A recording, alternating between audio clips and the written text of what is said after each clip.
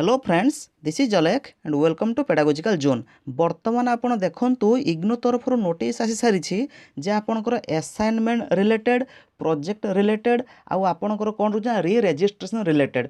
ठीक अच्छे आपणकर जो फॉर्म फिलअप रिलेटेड मध्य रोचे। ठीक अच्छे तो जदि बर्तमान आम लक्ष्य करवा कौन कही ये आप लक्ष्य करूँ जे एक नंबर ऑप्शन कौन कही ना online submission of examination form जो आपणकर जो फॉर्म फिलअप जो आप जो करुँच जून 2021 जो एग्जाम पाई एक्सटेंड होबे ना 9 जुलाई 2021 जुलाई 9 पर्यंत आपणकर फॉर्म फिलअप डेटा एक्सटेंड हो जाइए।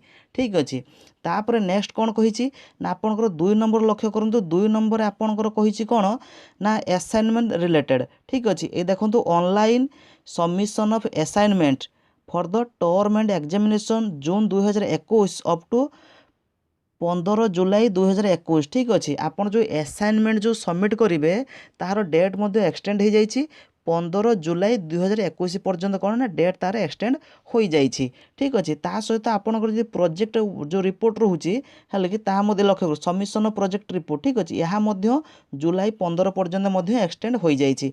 बुझीगला कथाटा ताले एउटा में कौन जानले ना फॉर्म फिलअप डेट 9 तारीख पर्यंत एक्सटेंड होती असाइनमेंट सबमिशन डेट आपंकर 15 तारीख पर्यंत एक्सटेंड होती मैंने 15 जुलाई पर्यंत आ बाकी री रेजिस्ट्रेशन एक्सटेंड होती बर्तमान देखई दूची ये लक्ष्य करूँ री रेजिस्ट्रेशन डेट ये आपंकर इग्नोर जो आईग्राम वेबसाइट रोचे है जो ग्रीभांस जोटा आम दिखती सहीटा वेबसाइट देखी ये मुझे डेस्क्रिप्शन लिंक देदेवी। ठीक अच्छे यहीटा लक्ष्य लिखी कौन notification for the extension of last date of submission of exam form assignment project report ETC for the June 2021 यहीटा आप क्लिक कर सारापर से जो पीडीएफ आप डाउनलोड करेंगे जानीपारे।